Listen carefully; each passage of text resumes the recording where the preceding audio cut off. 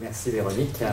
Donc effectivement, je suis un médecin qui fait pas mal de recherches ou un chercheur qui fait pas mal de médecine au choix. Pour vous donner un ordre d'idée, effectivement, ma journée s'est passée entre l'urgence et ici avec un certain nombre d'allers-retours et essentiellement, je suis un spécialiste du diabète dans la vie de tous les jours. Et donc l'objectif, c'est de vous donner le point de vue vulgarisé, médical, sur les relations entre le cœur et le diabète.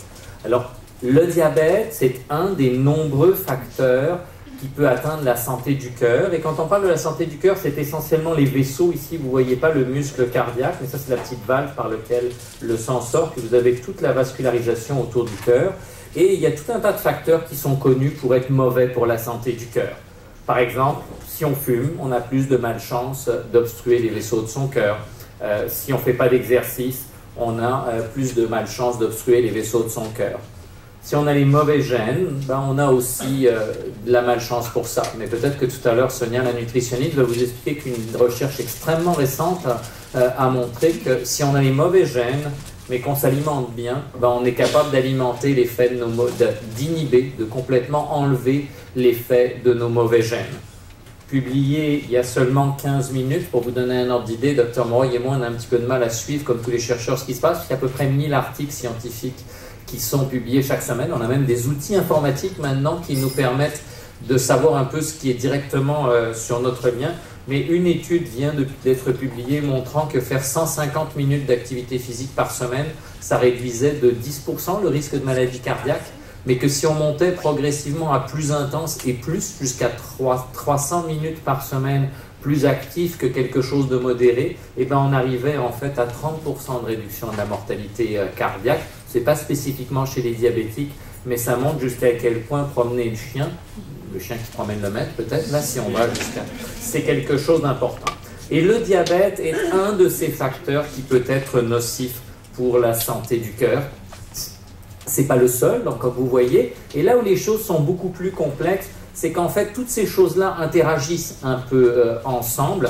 Par exemple, quand on est diabétique, on a plus souvent de la haute pression artérielle et donc les éléments ne sont pas séparés les uns des autres. Et comme je dis souvent aux patients qui sont suivis ici à la clinique, quand on a le diabète, on a malheureusement plus de malchance d'avoir la haute pression artérielle et le cholestérol élevé. Et donc, ces trois choses-là, le spécial dont on se serait bien passé, peut augmenter le risque de maladie du cœur. Alors, si on essaye de définir ce que c'est le diabète, c'est un taux de sucre élevé. Et pour le médecin, ici, c'est le taux de sucre. Le taux de sucre normal, généralement, est aux alentours de 5 millimoles. Et le taux de sucre, ça varie normalement extrêmement peu, que ce soit chez l'humain ou chez l'animal. Et chez quelqu'un qui a la chance de ne pas être diabétique, même après une orgie à la cabane à sucre, ça montre extrêmement peu. On a tout un système de régulation dans l'organisme d'hormones qui vont être capables de stocker le sucre. Puis, donc, le patient diabétique, il va avoir deux composantes dans la montée de son sucre. Il va avoir un taux de sucre un peu élevé après les repas, c'est la partie jaune au-dessus de la normale, ici à peu près à 5. Et puis, il va avoir des pics après les repas. Et donc, c'est pour ça, souvent, qu'on leur demande aux patients de se piquer le bout du doigt, qui est vraiment la partie la plus désagréable. C'est pas douloureux, mais c'est loin d'être agréable, ce qu'on appelle la glycémie capillaire, le taux de sucre au bout du doigt. Et on demande aux patients d'en faire avant les repas, puis aussi après les repas. Comme ça donne quand même, ça bouge sans arrêt, ça ne donne pas une très très bonne idée de la moyenne, et bien on a une prise de sang qui s'appelle l'hémoglobine glyquée, qui a cette espèce d'abréviation un peu barbare, hémoglobine glyquée. L'hémoglobine, c'est ce qui transporte l'oxygène dans votre sang, c'est ce qui donne la couleur rouge à votre sang. Et le sucre, ça colle sur l'hémoglobine exactement comme la confiture colle sur la cuillère du pot de confiture. Donc quand on n'est pas diabétique, on en a à peu près 4%. Et on sait que si on est diabétique et qu'on maintient ce taux en bas de 7%, c'est excellent pour les yeux, les reins, les nerfs, et aussi sur le long cours pour le cœur. Le long cours, dans le jargon des médecins, c'est 5 ans et plus. Mais on est d'accord que vous et moi, on espère tous vivre plus que 5 ans à partir de ce soir. Et donc, le long cours nous intéresse. Et comme un globule rouge, entre le moment où ça sort de la moelle, mettons dans le fémur, et le moment où ça va mourir dans le foie et dans la rate, ça vit 120 jours. Et bien, quand on fait cette prise de sang-là, on a l'équilibre sur 3 mois. Attention néanmoins pour ceux qui sont diabétiques, Les chiffres sont rendus, c'est des chiffres qui numériquement sont à peu près les mêmes que la glycémie, 4, 5, 6, 7, mais ce n'est pas la même chose, c'est un pourcentage, c'est la quantité de sucre qui est fixée sur les globules rouges. Alors la diapositive importante, c'est celle-là. Pourquoi on veut vous parler de ça? Parce que comme disait Dr Moroy, le chercheur n'est pas destiné à rester dans sa tour d'ivoire et au mieux à publier juste avec les autres chercheurs. Et il y a des messages qui sont importants. Si on regarde santé du cœur et diabète, ben malheureusement, le diabète, la première cause de mortalité quand on est un patient diabétique, c'est d'une maladie du cœur. On sait prévenir ça, on sait réduire ce risque, on sait même probablement le ramener au niveau de la population générale, mais le problème numéro 1 d'un patient diabétique, en termes de risque pour sa santé, ce sont les risques des maladies du cœur. Il a aussi malheureusement des risques pour les yeux, les reins, les nerfs, mais le risque numéro 1, surtout en termes de décès, c'est les maladies du cœur. De combien de plus de malchance il a de faire une maladie du cœur? 2 à 4 fois. Ça dépend de nombreux facteurs, l'âge auquel il a développé le diabète, si c'est un homme, si c'est une femme, et surtout s'il a d'autres facteurs de risque. Mettons par exemple que par rapport à l'âge, ça soit 3 fois plus de risque malheureusement de faire une maladie du cœur, puis que ce soit un patient qui fume et que ce risque relié à son tabagisme, ça soit 3 fois, et ben c'est des choses qui se multiplient malheureusement dans le diabète, ce n'est pas des choses qui s'additionnent. Le patient qui, basé sur son âge, son sexe, aurait malheureusement 3 fois plus de malchance de faire une maladie du cœur et qui est fumeur. Au total, il a malheureusement 9 fois plus de raisons de faire une maladie du cœur et non pas 3 plus 3, 6. Donc ça peut vraiment être problématique. L'autre chose, c'est que malheureusement, pour des raisons, le diabète est quelque chose d'un petit peu pervers. D'abord, ça gâche la vie des gens au quotidien. Il faut faire attention à se bouger, à ce qu'on mange et ainsi de suite. Mais le message qu'on veut vous passer derrière tout ça, même si on vous parle du risque, c'est qu'on est capable de prévenir et de complètement gommer ce risque avec tout un tas de nouvelles stratégies. Et bien, le patient typique, moi je fais encore partie des médecins qui prennent des gardes à l'urgence. Première tempête de neige, on sait ça nous arrive tous. Il y a un patient qui va arriver en disant « J'ai pelleté, j'ai senti, là j'étais très essoufflé, ça m'appuyait sur la poitrine ou l'équivalent dans le bras ou dans la mâchoire. » Ça, c'est typique d'un problème de maladie cardiaque. Ça, c'est électrocardiogramme, prise de sang, consultation avec le cardiologue, coronarographie dans les 3-4 heures. C'est, je vous le rassure, le genre de choses où vous êtes certain de ne pas attendre des heures à l'urgence. Ça fonctionne très bien dans notre système. Le problème du diabète, c'est que des fois, les gens, ils n'ont pas ces symptômes-là. Et c'est un peu comme dans le Monopoly, comme ils n'ont pas les symptômes, ben, ils vont directement en prison sans passer par la case départ. Et un jour ou l'autre, ils se retrouvent avec un problème cardiaque beaucoup plus important que celui qu'on diagnostique précocement parce qu'on a les symptômes. Néanmoins, si un certain nombre d'entre vous sont diabétiques et vous sentez anormalement plus essoufflé qu'avant, avez l'impression d'avoir des vagues douleurs dans la poitrine, surtout si elles sont associées aux efforts, il faut absolument en parler à votre médecin de famille ou à votre spécialiste. Ce sont des signes d'alerte qui sont importants. Et comme le diabète peut être totalement asymptomatique, le médecin va demander des tests de dépistage, soit un simple électrocardiogramme de repos, qui est ce petit test avec des électrodes qu'on colle sur la poitrine, qui généralement sont désagréables juste chez les hommes qui sont particulièrement velus, là, parce que la technicienne va raser un peu pour que l'électrode tienne, mais ou l'épreuve d'effort, qui est la même chose où on fait pédaler sur un vélo, ou les gens qui, pour différentes raisons, par exemple une arthrose du genou très importante qui fait qu'on ne peut pas vraiment faire d'effort, on a d'autres tests en médecine nucléaire qu'on peut faire qui visent à dépister le diabète, voir que le cœur est mal irrigué, que certains des vaisseaux du cœur sont obstrués avant que le problème arrive. Et puis, ce que je peux vous dire, c'est que maintenant, on est capable de quasiment complètement ramener le risque de maladie cardiaque d'un patient diabétique au niveau de la population générale. En combinant un certain nombre de facteurs, faire en sorte que les gens soient les moins sédentaires. Sédentaire, c'est le mot poli pour dire que les gens ne font pas assez d'exercice. Les rendre actifs, si vous voulez, pour être plus positif. Cesser le tabac. Fumer, c'est jamais une très bonne idée, mais si on est diabétique, c'est une très mauvaise idée. Donc en plus de mieux respirer, de réduire notre risque de cancer du poumon, de réduire notre risque de cancer de la vessie, de réduire le risque d'obstruer les vaisseaux des jambes, l'artériopathie des membres inférieurs, eh bien arrêter de fumer, c'est une priorité quand on est diabétique. Faire baisser le cholestérol. Il y a eu plein de polémiques sur l'intérêt de ça. Franchement, si on regarde les évidences scientifiques, faire baisser le cholestérol chez les patients diabétiques est une des choses les plus rentables que l'on peut faire en termes de choses pour la santé. Pour ceux d'entre vous qui sont diabétiques, j'insiste toujours, moi, pour parler des prises de sang avec les patients qui sont suivis ici. Ce ne sont pas nos prises de sang, ce sont les vôtres. Le mauvais, c'est le LDL. Vous devez connaître votre taux de mauvais cholestérol. Et l'objectif pour le médecin, c'est de le ramener en bas de 2 ou de l'avoir fait diminuer de 50% de sa valeur initiale. Donc quand vous faites une prise de sang, vous devriez connaître le résultat. Ce n'est pas dans notre culture ici au Canada, mais comme témoigne mon accent, j'ai fait une partie de ma formation en Europe. En Europe, on remet la prise de sang au patient, au test, au centre des prélèvements, et c'est lui qui l'amène au médecin. Et donc en Europe, la plupart des patients sont beaucoup plus allumés sur leur prise de sang, parce qu'ils l'ont regardé, ils ont pris des notes, ils posent des questions. Là, pourquoi là c'est au-dessus de la normale? Est-ce que ça c'est important, docteur, ou pas? Ici, avec cette espèce de système qu'on a, vous ne voyez pas vos prises de sang, des fois vous ne les appropriez pas. La pression artérielle, qui doit être mesurée dans de bonnes conditions, avec un brassard au niveau du bras, en étant reposé, assis depuis quelques minutes et non pas à la volée avec le docteur qui a l'air d'être pressé en criant banzai en rentrant dans la pièce, doit être toujours en bas de 130 pour le chiffre du haut et 80 pour le chiffre du bas. Et là, il y a deux mauvaises nouvelles ici, qui est que si le cholestérol est au-dessus de 2, ou si la pression est au-dessus de 130, ou au-dessus de 80, le docteur va sortir la pilule. Pas parce qu'il adore les pilules, parce qu'il est montré que prescrire des pilules dans ces situations-là réduit la probabilité de faire un accident cardiaque. Donc ça allonge la date d'espérance de vie, qui est tout ce que nous souhaitons.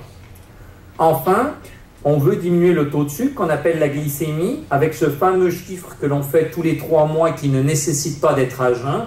Et ce qu'on veut, c'est que ce soit en bas de 7%.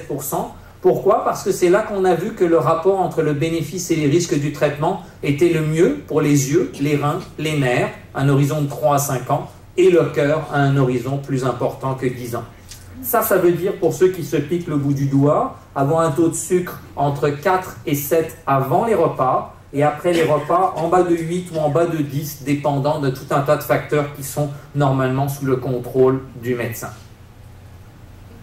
Est-ce que c'est rentable de traiter le diabète pour contrôler les maladies du cœur? La réponse est définitivement oui. À la diapositive d'après, je vous mettrai quelques petits bémols. La science, c'est jamais blanc ou noir. Généralement, moi, quand on fait une étude, on règle une question dans le meilleur des cas et on ouvre 10 nouvelles questions. C'est comme un arbre qui avance, la science sans arrêt. Plus on en connaît, plus on se rend compte que les choses sont plus compliquées que ce qu'on voudrait. Mais en moyenne, si on a baissé de 1% ce fameux taux d'hémoglobine glyquée, donc si on passe par exemple, si on compare un groupe de 1000 sujets qui sont à 8% versus 1000 sujets qui sont au 7% qui est notre cible, et qu'on les suit pendant 10 ans, on va en avoir 21% en plus qui vont mourir dans le groupe à 8%, 14% en plus dans le groupe à 8% qui vont faire un infarctus, et en gros 40% en plus dans ce groupe-là qui font des problèmes des yeux, des reins ou des nerfs. Donc contrôler la glycémie, c'est probablement un des investissements le plus rentables, à la condition pour le cœur qu'on n'ait pas l'œil rivé sur les 3 à 5 ans qui s'en viennent. Alors, le petit bémol derrière ça, c'est que dans la médecine, comme dans les contrats de téléphone cellulaire, il faut lire les petits caractères en bas. Et la science nous a montré qu'il y avait peut-être quelques patients qui bénéficiaient moins que ce que je vous ai montré avant. La diapositive précédente, là, le 15% d'infarctus en moins, le 20% de mort en moins, le 40% en moins pour les yeux, les reins, les nerfs, et bien ça, c'est ce qui se passe chez tout le monde. Mais il y en a peut-être quelques-uns qui sont moins à traiter. Les plus âgés, les patients qui ont vraiment largement plus que 65 ans. Franchement, pour un médecin au jour d'aujourd'hui, l'âge civil ne veut plus dire grand-chose. C'est l'état de santé général des gens. Moi, j'ai des patients de 80 ans que je suis qui sont des jeunes hommes et des jeunes femmes, puis j'ai des gens de 55 ans, malheureusement, que je suis qui sont déjà beaucoup plus malades. Les gens qui ont une maladie des vaisseaux évolués, le patient qui a déjà fait 1, 2, 3, 4, 5 infarctus, qui a déjà eu des pontages, des chirurgies, probablement qu'il en bénéficie un petit peu moins. Ceux qui ont des complications des traitements, leur taux de sucre est trop bas, ou ils prennent du poids, ou ceux où le docteur, moi ou d'autres, s'acharnent à faire baisser le taux de sucre, puis le taux de sucre ne baisse pas. Ceux-là, les recherches de ces dernières années nous ont montré que peut-être ils bénéficiaient moins que les autres. Par contre, les recherches de ces dernières années nous ont confirmé que l'immense majorité en bénéficiait, surtout le patient qui est diabétique depuis pas trop longtemps, là, il a tout intérêt à contrôler bien son taux de sucre et longtemps. Alors, 2 dernières diapositives pour vous parler de l'avenir. Bien entendu, quand on parle de diabète et santé du cœur, on imagine qu'on a besoin de deux types de docteurs. Il y en a un des deux qu'on aimerait bien pas trop rencontrer, qui est le cardiologue. Et le cardiologue, de plus en plus, ils ont appris, ça c'est l'obstruction du vaisseau qui fait qu'en dessous, il n'y a plus assez de sang, plus assez d'oxygène, et qu'une partie du cœur va mourir, ce qu'on appelle l'infarctus du myocarde. Et tout le monde le sait, l'infarctus du myocarde, c'est une complication sévère qui peut être associée à des problèmes de décès. Et donc les cardiologues, avec ces dernières années, ont appris à monter des petits guides, à amener un ballon, à faire des choses que moi, personnellement, j'aurais jamais osé faire, gonfler un ballon dans une artère et y mettre un petit ressort pour éviter que ça se fasse. Ça se resserre et le sang passe là. La taille des ballons, la taille de ces cathéters, la qualité de ces ressorts, c'est un changement extraordinaire. Par rapport à il y a quelques années, là, c'est comme l'aiguille des seringues à insuline d'il y a 20 ans, là, qui ressemblait en gros à un clou de maintenant chez Rona, et les aiguilles de maintenant qui ressemblent à presque rien. Les patients qui se piquent avec l'insuline sur l'abdomen ne sentent généralement rien ou presque rien. Donc ça a énormément progressé. De la même façon que les techniques chirurgicales, ici on parle d'un vaisseau qui est en rouge, qui est obstrué ici, et on a pris un morceau de la veine de la jambe pour passer autour. C'est le pont Champlain qui ne fonctionne pas là, et on construit quelque chose sur l'estacade pour faire en sorte que le sang passe autour. Ces techniques chirurgicales ont progressé d'une façon incroyable. Je suis très jeune, j'ai fini mes études de médecine dans les années 90. Dans les années 90, on n'opérait personne de plus de 65 ans. Actuellement, à l'Hôtel Dieu, de l'autre côté, qui est comme un mini-centre de cardiologie avec lequel on collabore beaucoup, eh bien, il y a des gens probablement qui ont été opérés aujourd'hui qui ont 85 ans et plus. Donc l'âge n'est plus du tout une limite. Les techniques chirurgicales, ça reste une grosse chirurgie, mais c'est de la routine. De l'autre côté de la rue, vous avez un minimum de 2 patients qui sont opérés chaque jour, toute l'année, sauf le samedi et le dimanche. Quand on est opéré le samedi et le dimanche, c'est que ça ne va pas bien. Et puis après ça, il y a un autre docteur qui est plutôt en amont, qui essaye d'éviter les problèmes, qui est votre médecin de famille ou quelqu'un comme moi, comme un endocrinologue. Et toute la recherche actuelle, c'est de la chose d'ailleurs, tous ces aspects-là sont des recherches qui sont menées actuellement à l'IRCM. Si vous aviez un intérêt à participer à des projets de recherche, on est un institut de recherche, on est intéressé à vous connaître, il y a des gens dans la salle qui vont circuler pour vous en parler. Quelle est la meilleure façon d'optimiser le mode de vie? Si j'ai un problème, est-ce que je dois plutôt rencontrer la nutritionniste, le kinésiologue ou les deux? Comment traiter le mieux possible la pression et le cholestérol? On est plutôt à l'actuel à trouver des traitements de mieux en mieux tolérés. Par exemple, certains médicaments du cholestérol peuvent donner des douleurs musculaires et articulaires qui peuvent être extrêmement gênantes. Comment on peut faire en sorte de minimiser ça? Est-ce qu'on pourrait avoir des médicaments qui ont un spécial, un double bénéfice? Je traite mon diabète, mais en plus c'est bon pour le cœur. Au jour d'aujourd'hui, presque aucune pilule n'a montré cette espèce de double bénéfice et on est vraiment à la recherche de cette pilule-là. Et une partie de notre recherche, on l'a fait en partenariat avec l'industrie. Certains médicaments sont des fois découverts ici à l'IRCM. On en a d'autres où ils ont été découverts ailleurs et où on participe aux essais cliniques pour ça. Alors le metformin, que la plupart des diabétiques connaissent bien, c'est le traitement de première ligne, est vraiment un excellent médicament. Mais en investigation, on a tout un tas de médicaments qui ont des avantages. Ils ne font pas baisser le taux de sucre en dessous de la normale, ce qu'on appelle l'hypoglycémie, qui est l'inconvénient de la plupart des médicaments qu'on a actuellement. Ils ne font pas prendre de poids, qui est l'inconvénient d'un certain nombre des médicaments qu'on a là. Surtout quand on est, mettons, une patiente qui a lutté toute sa vie contre les problèmes de poids et que le docteur dit « je vais vous donner ça pour traiter le diabète, mais je m'attends à ce que vous preniez 2 à 3 kilos », le message est généralement pas très bon. Il y a des données animales très favorables avec certains médicaments. Et c'est comme ça qu'on teste les choses. Et on ne vous fera pas l'affront de vous confondre avec un rat ou une souris, mais quand des rats et des souris auxquels on fait faire des infarctus meurent un tiers de moins quand on les expose à ces médicaments, eh ben on est très rassuré. Et c'est à partir de ce moment-là que Santé Canada nous disent montrez-nous les données, allez prouver ça chez l'humain. Et ces médicaments, ils sont là. Il y en a qui sont déjà dans les bonnes pharmacies du coin de la rue. Il y en a d'autres qui s'en viennent et tout ça, c'est fait.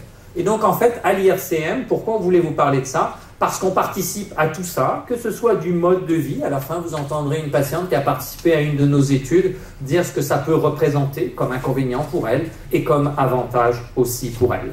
Derrière tout ça, ce qu'on peut vous dire, c'est qu'au jour d'aujourd'hui, un jeune patient diabétique de type 2 qui arrive à arrêter de fumer s'il fume, qui fait plus d'exercice, qui améliore la quantité et la qualité de l'alimentation et qui va prendre les bonnes pilules au bon moment, son risque de maladie du cœur n'est pas plus élevé que la moyenne. Et donc tout derrière ce qu'on a, c'est de la recherche qui devrait nous aider à rendre ça plus simple, plus facile et surtout ce que les patients nous demandent, moins de pilules. Merci beaucoup pour votre attention.